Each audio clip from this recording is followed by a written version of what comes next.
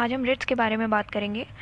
अब सबसे पहली बात, रिट्स जो है वो 5 तरह के होते हैं: habeas corpus, mandamus, prohibition, certiorari and quo warranto. ठीक है। अब सुप्रीम कोर्ट जो है वो आर्टिकल 32 के अंडर ये रिट्स को इशू कर सकता है और हाई कोर्ट आर्टिकल 226 के अंडर ये रिट्स को इशू करता है। Supreme court under article 32 and high court 226 के अंडर। ठीक है जी। अब जो है 5 तरह के रिट्स हैं, जैसे कि मैंने आपको बताया। Habeas corpus talks about detention. ठीक है। अब mandamus talks about public officials to perform duties. Mandamus क्या बात करता है कि पब्लिक ऑफिशियल्स जो है अपनी ड्यूटी जो है अच्छे से परफॉर्म कर रहे हैं कि नहीं, मैंडेमस इसके बारे में है। थर्ड जो रिट है वो है prohibition of exceeding its jurisdiction. ये मैं आपको एक्सप्लेन करूँगी सारे। Certiorari talks about high court to lower court. Certiorari basically इसके बारे में बात करते हैं कि एक केस, कोई भी अगर पर्टिकुलर केस है तो हाई कोर्ट जो है वो लोअर कोर्ट को ट्रांसफ़र कर सकता है, इसके बारे में बात करेंगे। क्वो वारंटो जो है वो बात करता है illegal usurpation of public office. ठीक है जी। दूसरी इम्पॉर्टेंट बात मैं यहाँ पर मेंशन करना चाहूँगी कि पार्लियामेंट जो है, पार्लियामेंट किसी भी कोर्ट को ये एम्पावर कर सकता है कि वो रिट्स इशू करे। Parliament can empower any court to issue these writs. ठीक है जी। और आर्टिकल 226 के अंदर अब ये प्रोविज़न आ गया। आर्टिकल 226 के under article 226 now empowers all the high courts to issue the writs. अब सारे हाई कोर्ट्स जो हैं, all high courts can issue these writs।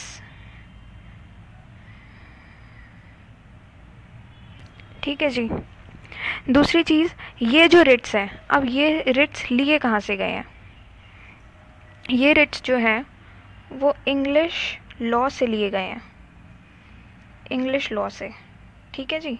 और इंग्लिश लॉ में इनको क्या कहते हैं? इंग्लिश लॉ में इनको कहते हैं प्रेरोगेटिव रिट्स। ठीक है, ये आप ध्यान रखिएगा, ये इंपॉर्टेंट है। प्रेरोगेटिव रिट्स इनको क्यों कहा जाता है? क्योंकि ये जो है, these writs were issued in the exercise of the prerogative of the king and king who is still called the fountain of justice. ठीक है जी। अब इनको जो है प्रेरोगेटिव रिट्स इसलिए कहा जाता है क्योंकि ये एक एक्सक्लूसिव राइट होता है किंग का। उस राइट के अंडर जो है वो किंग जो है इशू कर सकता है इन रिट्स को। और किंग को जो है वो फाउंटेन ऑफ जस्टिस भी कहा जाता है। King is called fountain of justice. ठीक है जी, ये प्लीज़ ध्यान रखिएगा। अब जो है सेकंड चीज़, अब हम आएंगे कि रिट ज्यूरिसडिक्शन जो होता है सुप्रीम कोर्ट का, वो हाई कोर्ट से जो है 3 तरीके से 3 जगहों पर डिफ़र करता है। ठीक है जी। जो सबसे पहला पॉइंट आएगा कि सुप्रीम कोर्ट और हाई कोर्ट के द्वारा इशू किए गए रिट्स कहाँ डिफ़र करते हैं, तो सबसे पहले तो ये आएगा कि जो सुप्रीम कोर्ट है, अब जो सुप्रीम कोर्ट है वो सिर्फ फंडामेंटल राइट्स के एनफोर्समेंट के लिए ये रिट्स को एक्सरसाइज कर सकते हैं। ठीक है। ये रिट्स जो है supreme court only for fundamental rights. ठीक है जी। सिर्फ फंडामेंटल राइट्स के लिए सुप्रीम कोर्ट जो है वो रिट इशू कर सकता है, इसके अलावा किसी चीज़ के लिए नहीं। और जो हाई कोर्ट होता है वो फंडामेंटल राइट्स के लिए तो इशू कर ही सकता है, साथ साथ ऑर्डिनरी लीगल राइट के लिए भी इशू कर सकता है ये रिट्स। ठीक है जी। तो हाई कोर्ट के पास ज़्यादा पावर हो गई रिट्स इशू करने की, और सुप्रीम कोर्ट सिर्फ फंडामेंटल राइट्स के लिए इशू कर सकता है रिट्स। अब जो सेकंड बात पे आएंगे हम, सेकंड चीज़ ये हो गई कि जो सुप्रीम कोर्ट है वो इंडिया की टेरिटरी में कहीं भी ये रिट्स इशू कर सकता है।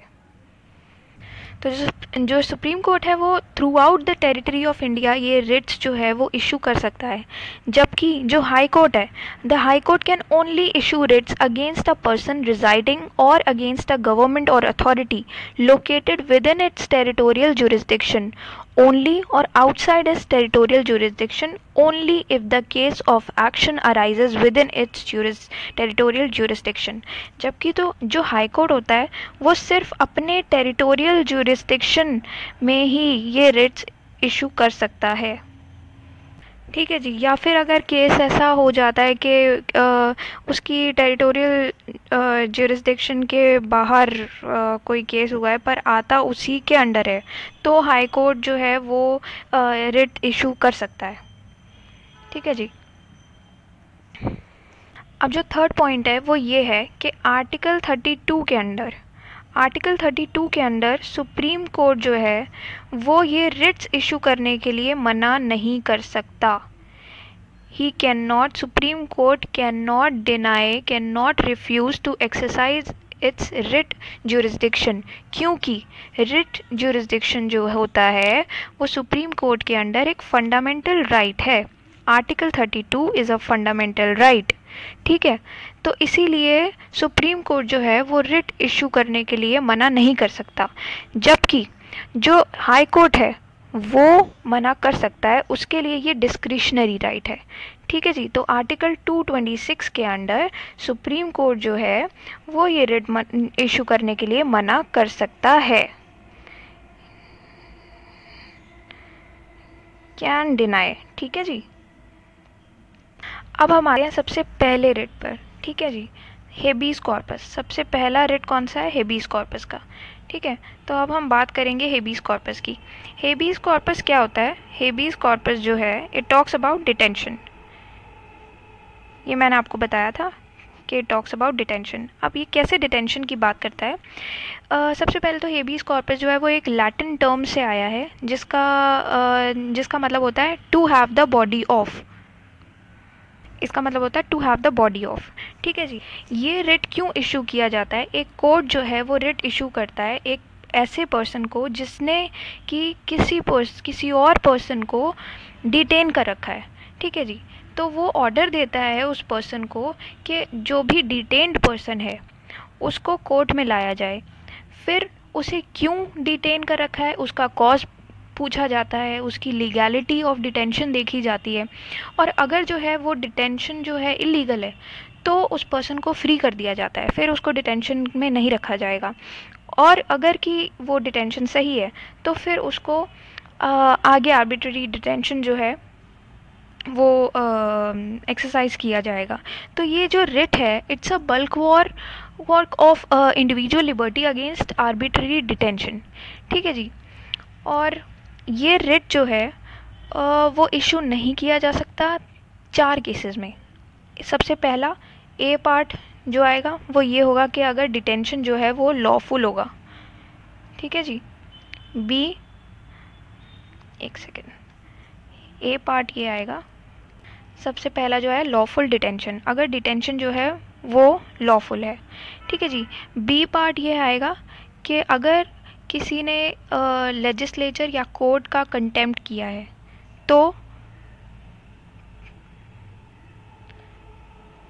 तो भी ये रिट इशू नहीं किया जा सकता।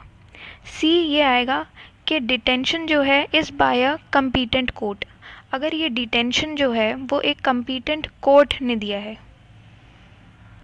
तो थर्ड जो है डिटेंशन अगर एक कम्पीटेंट कोर्ट ने दिया है तो। और फोर्थ जो है वो है डिटेंशन जो है अगर वो detention outside the jurisdiction of court है, कोर्ट के जुरिस्डिक्शन के बाहर है, तो वो रिट इशू नहीं कर सकता।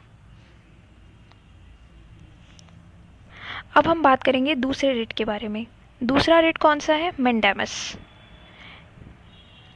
मैंडेमस क्या बात करता है? Mandamus it is a writ. इसका क्या मतलब होता है? सबसे पहले तो इसका मतलब हम जानेंगे। इसका मतलब होता है वी कमांड। ठीक है जी। मैंडेमस का मतलब होता है वी कमांड। अब मैंडेमस किस तरीके का रिट है, वो क्यों दिया जाता है? It is a command issued by a court. एक कोर्ट इशू करता है एक कमांड एक पब्लिक ऑफिशियल को कि ताकि वो अपनी ड्यूटीज़ परफॉर्म करे।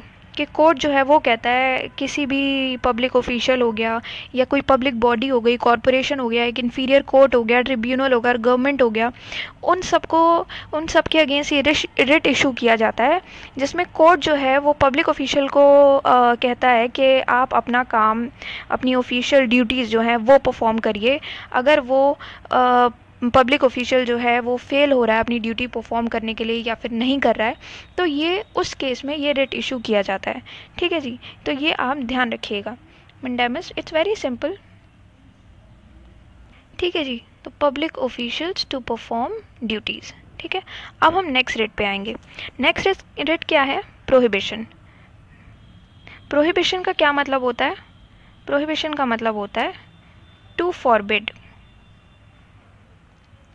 अब देखिए, मैंडेमस में क्या कहा जाता था? मैंडेमस में कोर्ट जो है वो रिट इशू करता था कि जब लोगों को कहता था कि आप काम करिए, तो वो एक्टिविटी से रिलेटेड था।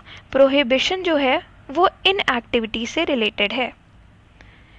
प्रोहिबिशन में कोर्ट जो है वो रिट इशू करता है किसी ऐसे पब्लिक ऑफिशियल के अगेंस्ट, या हाई कोर्ट जो है वो लोअर कोर्ट को इशू करता है या किसी ट्रिब्यूनल को इशू कर सकता है अगर वो अपना ज्यूरिसडिक्शन को एक्सीड कर रहे हो।